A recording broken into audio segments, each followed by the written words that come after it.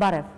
մշակութային քաղաքականությունը որպես մեր անվտանգության գերակայություն։ Այս մասին այսօրվա զրույցս Երևանի Հովհաննես Թումանյանի անվան Պետական տիկնիկային թատրոնի ղեկավար Ռուբեն Բաբայանի հետ։ Բարև ձեզ, պարոն Բաբայան։ Բարև ձեզ։ Իհարկե դժվար է այս օրերին խոսել այն իրականության մասին, որում մենք հայտնվել ենք եւ որը ապրում ենք ամեն վարքյան ծանրությամբ։ Բայց մի առիթով ասել եք, որ հենց մեր մշակութային քաղաքականությունը, մեր անվտանգության գերակայությունն է, որովհետև հայրենիքը եւ պետությունը սկսում է սահմանից։ Ինչու մենք դա չկարևորեցինք այս տարիներին, այս 30 տարիներին։ Պետություն կառուցելը վերջ-վերջո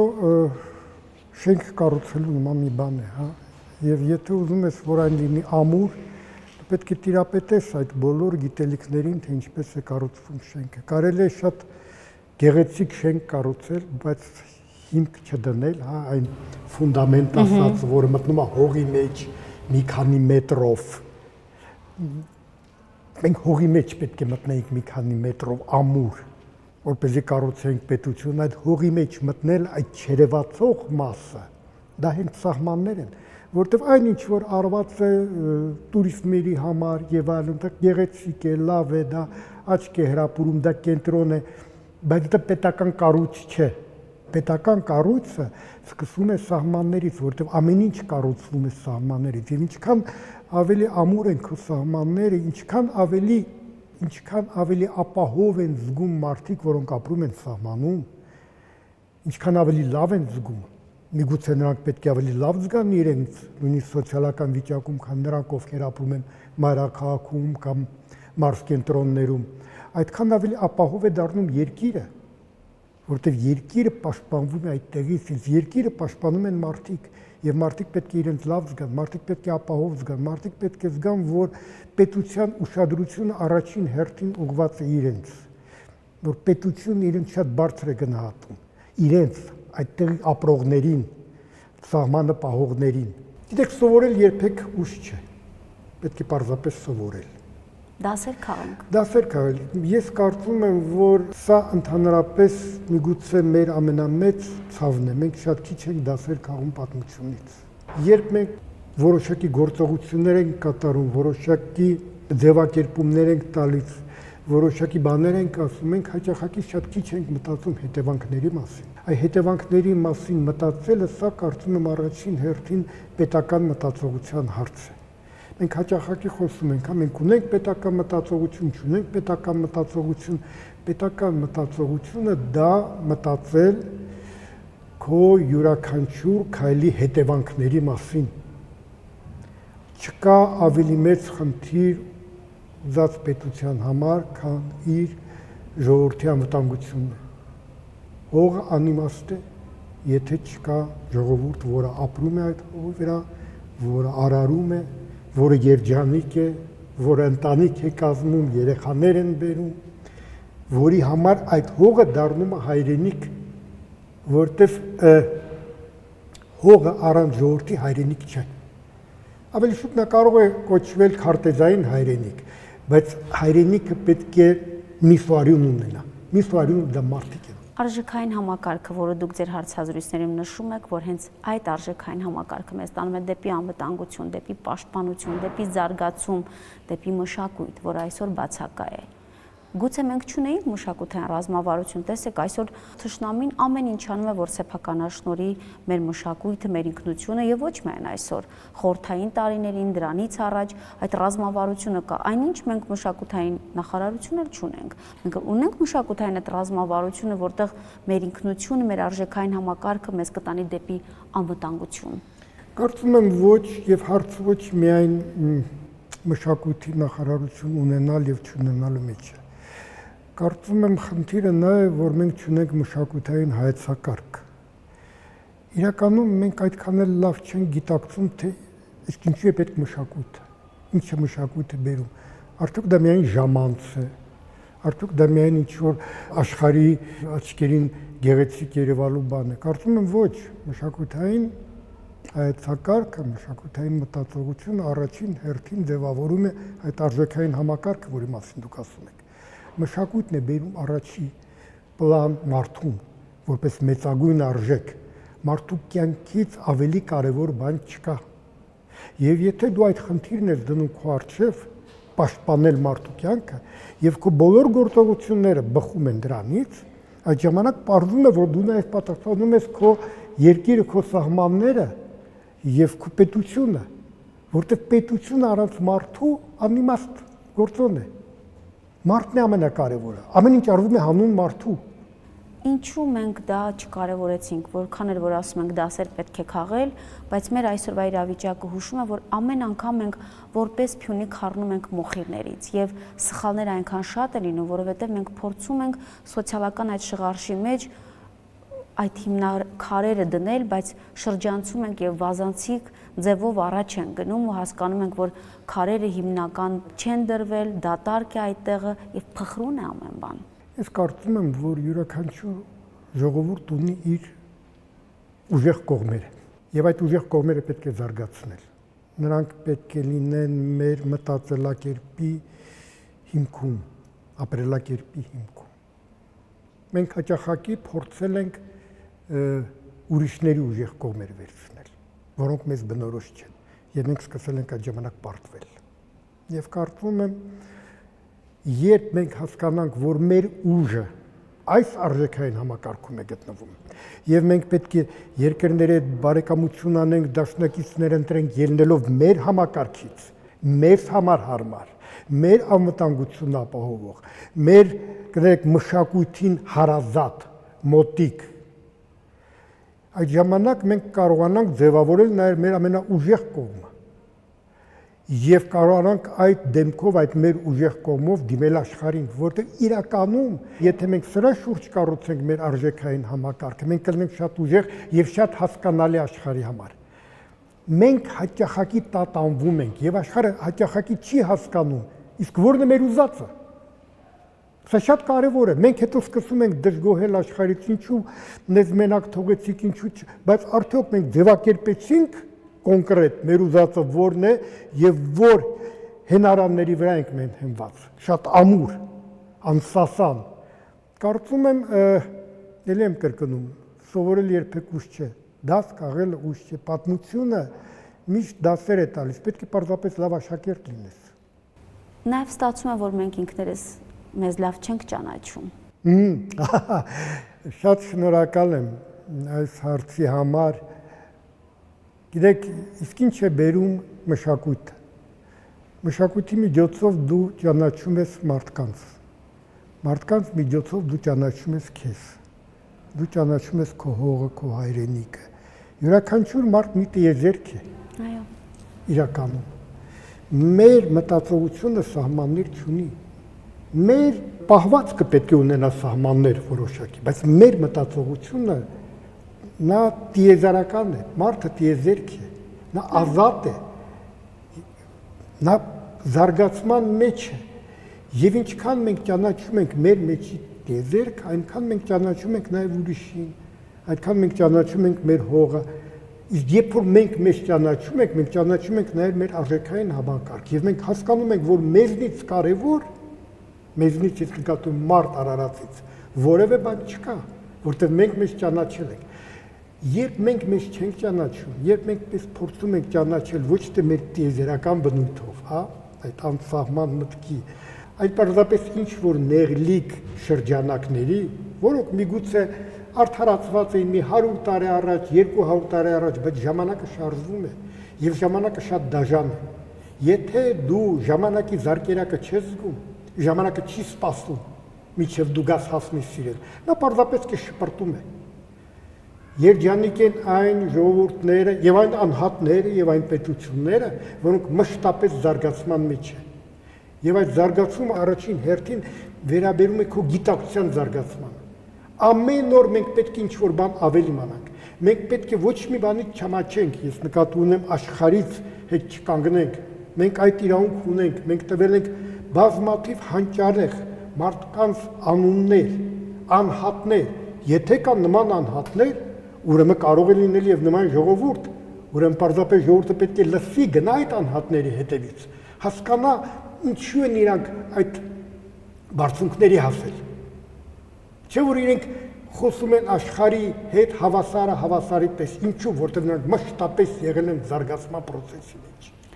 Որտեղ խաթարվեց, որովհետև այս քաոսի մեջ, աղմուկի մեջ այսօրվա ստեղծված, որ եւ հասկանալի է եւ անհասկանալի, մտածում ու դատում ենք, որ մենք բամբասանքի, մենք իրար վարկաբեկելու իրականությունում ենք ապրում եւ կեղծ հայրենասիրություն ենք քարոզում։ Ես հիշում եմ կապիտուլյացիայից հետո Քարվաճառի ճանապարհը որքան դաժան էր հրաժեշտ տալ այդ ազատագրված մեր հայրենիքին, բայց եւ նույնքան խոցելի էր, երբ մարդիկ այդ 30 տարիների մեջ նոր էին ուխտի գնում դա դիվանք։ Ինչ է այս կեղծ հայրենասիրությունը եւ ինչպես ազատվենք այս ամենից։ Ինչպես մաքրվենք, ո՞րն է ուղին։ Յուրաքանչյուր խոսք իմաստավորվում է այն ժամանակ, երբ խոսքից հետո գալիս է գործը։ Ցավոք սրտի մենք հաճախակի ավելի ուշադիր ենք խոսքի համար եւ բացարձակապես չեն գնահատում գործը։ Բերեմ հասարակ օրինակներ, որոնց մենք հանդիպում ենք ամեն օր մեր շրջապատում, ընդ որում դա կապ չունի, հա, դա որ կուսակցությունից է, ինչպես ինչ մարդիկ են դա արտահայտում։ Գեղեցիկ խոսքեր, շատ գեղեցիկ, շատ սիրուն խոսքեր։ Գործը ինչ է արվում դրանից հետո։ Գործ կա արդյոք այդ գործը բերում է արդյունքի, ճիշտ հետևանքների, գուցե ժամանակն է, որ մենք գնահատենք առաջին հերթին գործը, որտեղ իրականում նրանք, ովքեր գործ են անում, այդքան էլ շատ չեն խոսում, այդքան էլ շատ չեն գովաբանում իրենց, դրա ժամանակը չունեն, նրանք գործ են անում։ Ընդ որում դա վերաբերում է բոլորին, եւ գյուղացուն է վերաբերում, եւ զինվորականին, եւ մտավորականին, եւ գիտնականին, բժշկին, ուսուցչին, բոլորին։ Դուք նկատեք, նրանք, ովքեր գործ են անում, հաճախակի քննադատվում են նրանց կողմից, ովքեր միայն խոսում են։ Այստեղ գուցե այդ խոսողների համար ինչ որ ինքնապաշտպանություն է, քանի որ նա գործ չի անում, նա պետք է հա խոսի։ Հա քննադատի նրանց, ովքեր գործ են անում։ Ես կարծում եմ ժամանակն է, որ մենք շատ լուրջ իրարից տարանջատենք խոսքը եւ գործը։ Այո, խոսքը շատ կարեւոր է, բայց խոսքից հետո պարտադիր պետք է գա գործը։ Ով պետք է մեզ օգնի գնահատելու, պահանջելու, բուժվելու, առողջանալու։ Այստեղ մտավորականի դերն է կարևոր եւ մենք տեսանք, որ այս տարիներին շատ ու քիչ մտավորականներ հասկանալի եւ անհասկանալի պատճառներով ընդգրկվեցին կուսակցություններում, այս կամ այն խմբերում, դարձան ինչ որ քաղաքական գաղափարների խոսափող, ում հավատալ։ Լավ հարց է։ Երբ մենք ասում ենք մտավորական, դա բարձր գնահատական է։ Սա ենթադրում է շատ լայն մտածողություն, շատ խորը։ Գուցե հաճախակի ոչ այդքան մարսելի որոշակի զանգվածների, նույնիսկ մեծ զանգվածների համար։ Կուսակցականն անկախ նրանից, դա Հայաստանում է, Ռուսաստանում է, Միացյալ Նահանգներում, Ֆրանսիայում, Թուրքիայում, որտեղ ասես, ավելի նեղ շրջանակներ են։ Սրանք մերոնք են, սրանք հակառակորդներն են, մեղմ ասած, շատ կոնկրետ ճանապարհ, շատ ուրվագծված գաղափարախոսություն, ինչու է մտավորականը արհեստականորեն սեղմում իր եւ փորձում տեղավորվել այստեղ։ Ավելին ասեմ, իրականում կուսակցությունները մտավորականների կարիք չունեն։ Նրանք հիմնականում օգտագործում են եւ ավելի շատ նույնիսկ ոչ թե մտավորականներին, այլ արվեստագետներին։ Հաշվի առնելով, որ նրանք ճանաչելի մարդիկ են, հանրային հեղինակություն են վայելում։ Եվ այստեղ այդ արվեստի գործիչը կամ մտավորականը ընկնում է ընդհանրապես շատ վատ վիճակի մեջ, օգտագործվողի։ Այդ օգտագործվելու ժամանակ նա վարկաբեկվում է, որտեղ նա ստիպված է լինում պաշտպանել որևէ կողմ, այդպիսին է կուսակցական պայքարը, իսկ մտավորականը եւ արվեստի գործիչը ըստիս առաջին հերթին կամուրջներ կառուցող է, համերաշխություն հասարակության մեջ քարոզող է, ընդ որում քարոզող է իր մտքերով, իր գործունեությամբ, այլ ոչ թե պարզապես ինչ-որ այդպես ասած լոզունգներով, այո։ Եվ ակամա այդ վարկաբեկվելուց հետո այլևս այդ մտավորականին ոչ ոք չի հավատում։ Ինչ շահեց։ Մենք կորցրեցինք ոչ մտավորական արվեստագետ ինչ-որ բան շահեց, որպես մտավորական, ոչ էլ հանրությունը, որը կորցրեց մի մարդու, որին կարելի էր լսել, որի միտքն էր կարևոր, այլ ոչ թե քաղաքական կողմնորոշումը։ Գիտեք, բերեմ հասարակ օրինակ սեփական կյանքից հաճախակի լսում եմ նման քննադատություն։ Այդպես էլ չհասկացանք, թե դու ում կողմից ես։ Իհարկե չեք հասկանա։ Ես չեմ կարող լինել ինչ որ մեկի կողմից։ Հակառակ դեպքում ես չեմ հարգի ինձ։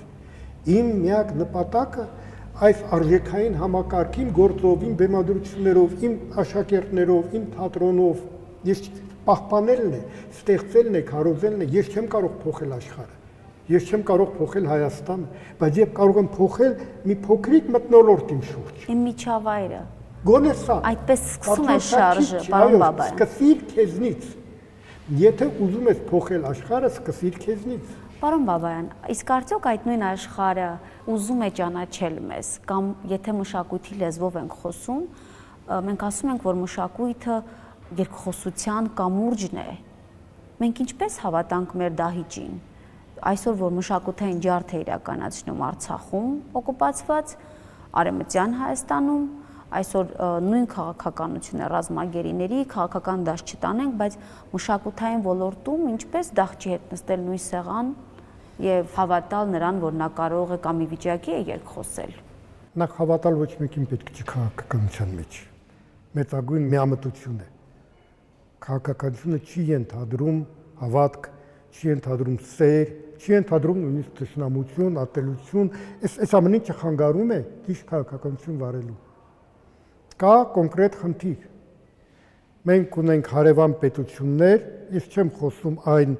ավերածությունների մասին, այն պատերազմի մասին, որ իրենք հրահրեցին եւ ուրեմն դաժանորեն պահեցին իրեն, ես խոսում եմ մշակույթի մասին։ Իրենց հետ հավատալով խոսել չի, իրենց վրա պետք է ազդել ու ճնշել, իսկ որպեսզի դու դա կարողանաս անել, դու պետք է շատ սերտ համագործակցես այն կառույցների հետ, որոնք այդ հնարավորությունը ունեն, եւ ինքդ ունենաս ուժ։ Ինքդ կարողանաս նաեւ պարտադրել որոշակի բաներ, ահազանգել այդ խնդիրները ամեն րոպե, ամեն վայրկյան։ Ընդ որում, ես կարծում եմ, մենք հաճախակի մեր ուժերը ծախսում ենք ոչ այդքան կարևոր հարցերի վրա։ Փորձեմ ասել, էլի, տոլմանումը պատկանում։ Ես կարծում դադիվանք ավելի կարևոր է, գիտեք, քան տոլման։ Որտեվ այն ինչով վերջերս զբաղված էր ՅՈՒՆԵՍԿՕ-ն, դա ոչ թե մարդկանց մեջ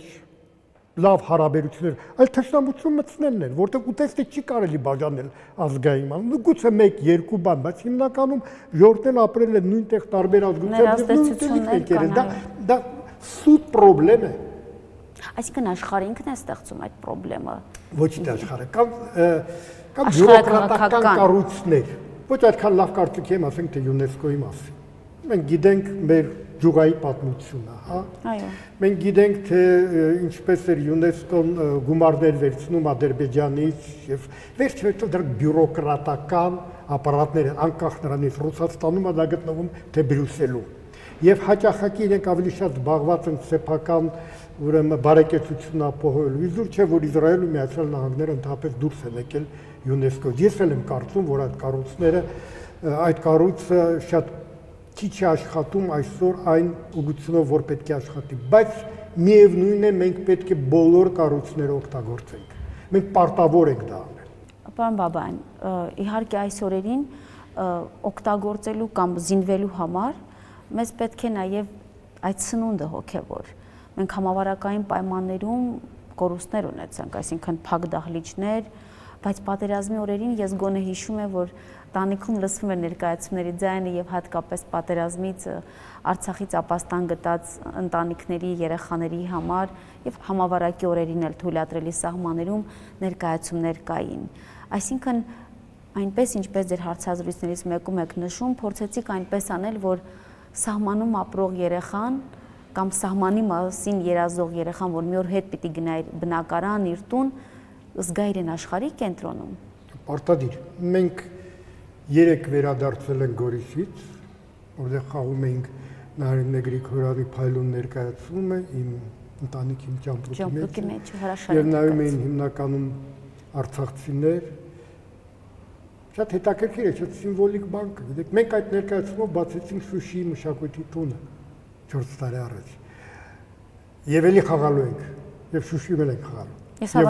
ոչ միայն այդ ներկայացումը, միանշանակ։ Մենք այցելել ենք եւ զորամասեր եւ բոլոր մարզեր, սա շատ կարեւոր է։ Հայաստանի Հանրապետությունում կամ Արցախում, որ իմ համար նույնն է, յուրաքանչյուր ոգ, յուրաքանչյուր երեխա, յուրաքանչյուր մեծահասակ պետք է ստանա իր արևի բաժինը։ Եվ դա մենք պետք է տանենք։ Այս թատրոնում, գիտեք, պատերազմի օրերին մեր կամավորների կողմից մի արտակարգ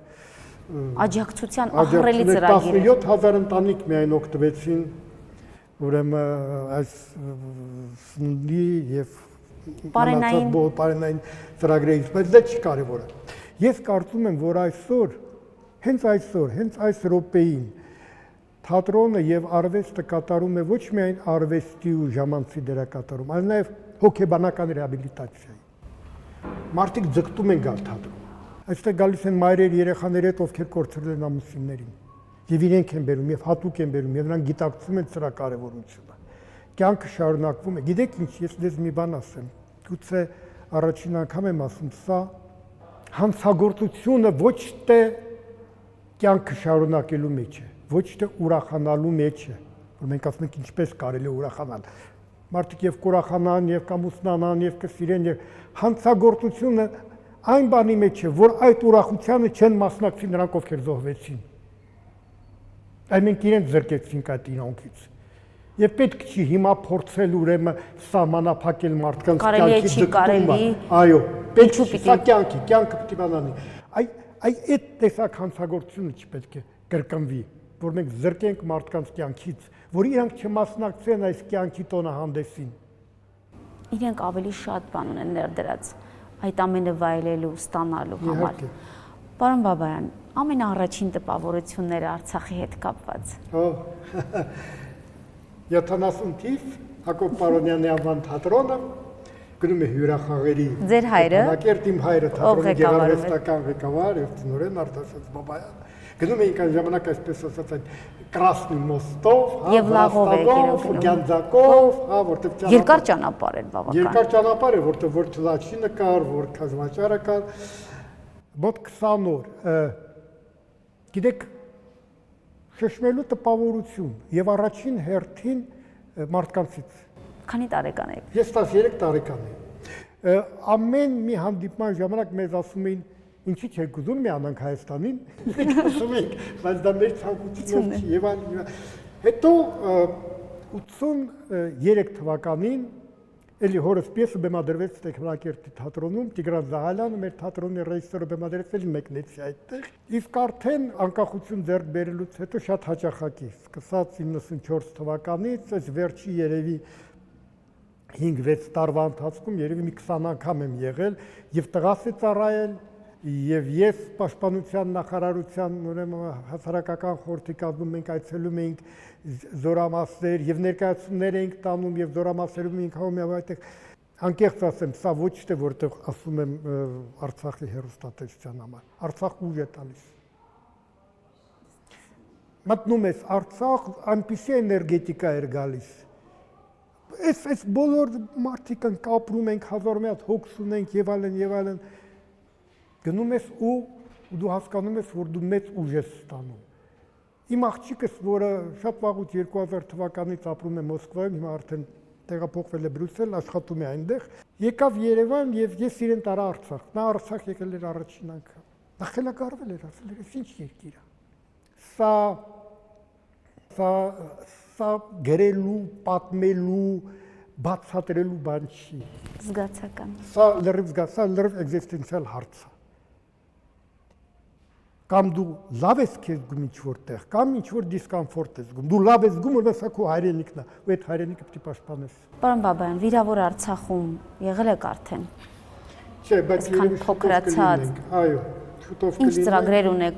բուժելու, առողջացնելու, այդ ուժը ստանալու, ուժը տանելու։ Նախ մենք շարունակելու ենք մեր ծրագիրը։ Վիրավոր ազգականդ ավելի սիրելի է, ավելի շատ քո հոգատարության կարիք ունի։ Ես համոզված եմ, որ մենք կհանդիպենք։ Մենք չենք կարող չհանդիպել, մենք իրավունք չունենք չհանդիպելու, որովհետև չեն կարող մարմնի տարբեր մասեր իրար չհանդիպել։ Սա միանշանակ է։ Եվ եւս մի շատ կարևոր բան։ Մեր ժողովրդի պատմությունը, եթե չեմ սխալվում, 5000 տարվա պատմություն է։ Մի տարի, 2 տարի, 10 տարի, 30 տարի դա պարզապես պատմության մի ընթացք է։ Պետք է այդ ձևով ընկալել։ Մենք կանք, եղել ենք ու կլինենք, ու մենք դեռ չգիտենք աշխարհը ինչպես է փոխվելու, ու մենք դեռ չգիտենք հայ ինչպես է փոխվելու եւ որտեղ է ապրելու եւ ինչպես է ապրելու։ Բայց մենք պետք է անենք այսօր այս վիճակում ամեն ինչ, որ հայը ապրի իր հողում եւ լավ ապրի։ Եվ արժանապատիվ ապրի։ Առանց արժանապատվության կյանք չկա։ Բայց կարծում եմ արժանապատվությունը ներքին հարց է, գիտեք։ Ամենածանր, դժվար պայմաններում կարելի է ապրել ուղիղ մեջքով, կանգնել։ Կյանքը ցույց է տալի, որ հաճախակի մեջ կծռում են նրանք, ովքեր կարծես թե դրա կարիքն էլ չունեն։ Ես նկատի ունեմ այնքան ապահոված են ջուր չունեն, բայց ավելի շատ նրանք են մեջ կծռում։ Իսկ հասարակ մարդիկ, որոնք գիտեն իրական արժեքները, մեջքը չեն ծռում, որտեղ իրական արժեքը փողի մեջ չի։ Պարոն Բաբայան, վերջաբանի փոխարեն թեև ձեր ամեն մի խոսք, ամեն մի պատասխան հաղորդագրություն է գտնելու ինչպես արժանապատիվ մեջքը ուղիղ քայլել ու կերտել ու ուժեղանալ, կատարելագործվելու ճանապարհը փնտրել կամ քայլել այդ ճանապարհով։ Բայց քանի որ մենք տիկնիկային թատրոնում ենք եւ այս տիկնիկների մոլորակում գոնե ամեն արցախցի այս օրերին հասցրել է այցելել եւ հատկապես նույնիսկ եթե չենք էլ ապրում այդ խաղաղության, փխրուն խաղաղության տարիներին, ով լինում էր Երևանում իր բալիկետ շտապում էր տիկնիկային թատրոն։ Թումանյանական փիլիսոփայությամբ հրաժեշտի փոխարեն ինչ կասեք։ Թումանյանը նվեր էր հայ ժողովրդի համար։ Մեծագույն գրող, մեծագույն մտավորական, մեծագույն քաղաքացի։ Իր ամեն մի տողով, լիներ դա